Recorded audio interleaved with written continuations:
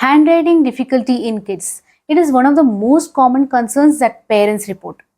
The moment you tell your child to write, the child wants to escape from that place or says that the child's hand is paining or the teacher keeps complaining that the child is writing slow. Here we have to understand something very important. Is it the child who hates handwriting or the child who has difficulty with handwriting? There is a major difference between the two.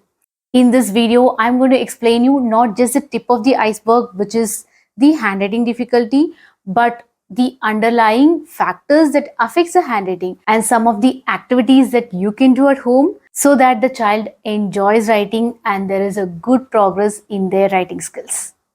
Let's get started. Handwriting, it is not just about the writing skill. It involves multiple systems like the brain, the eyes, the core stability, the posture, the hand functions, and so on. So if your child is having a problem even with one of these systems, their handwriting will have difficulty.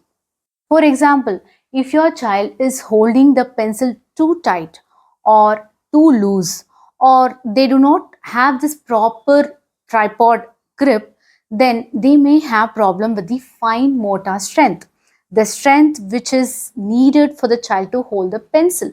In that case, instead of making the child to write again and again, it is better to give some activities like opening and closing the cloth peg or the clips, squeezing or rolling the play-doh, putting coins in the piggy bank, tearing papers, or picking up some small objects like beads, peas, or any kinds of beans. The second one is if you see your child leaning on the table whenever you ask the child to write, or they keep changing their posture while writing, or they slouch too often, then maybe their core stability is affected.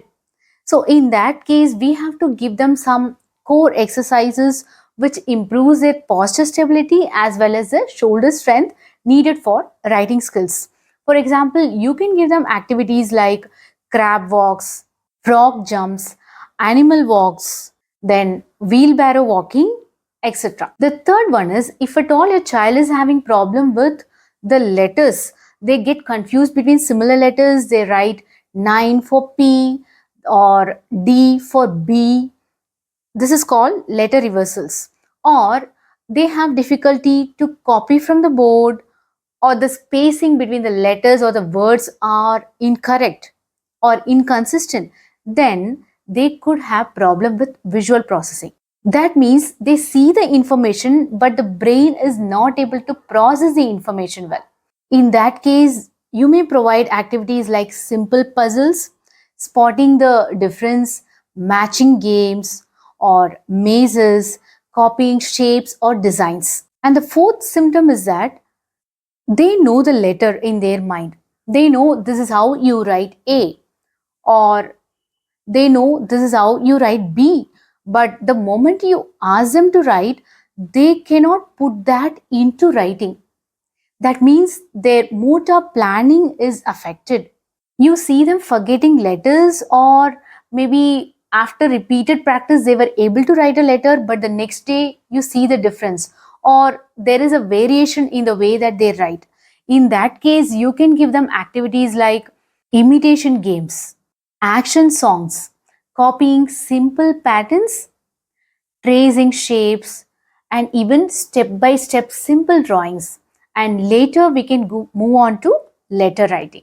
And the fifth one is maybe the child doesn't have any of these, but the moment you ask the child to sit and write, they cannot pay attention at all. They cannot sit in one place for a longer time, or they may sit but they cannot concentrate on the writing.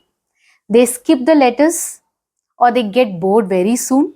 In that case, we have to give them some attention activities like sorting or transferring items from one container to another container, or any fine motor activities which involve sustained attention, or maybe some gross motor activities so that their body is much more calm and cooperative. If you see that these symptoms persist for a longer time, or you keep getting complaints from the teacher, or the child is too frustrated to sit and write, then definitely I recommend you to consult the professionals like occupational therapist who will deal with the motor coordinations and the writing skills, then the special educators who will help with the writing strategies, and the psychologists who will deal with the attention and reducing the frustration in the kid. Here, it's not just about a neat handwriting, but about the process. Is your child enjoying the process of writing without getting frustrated?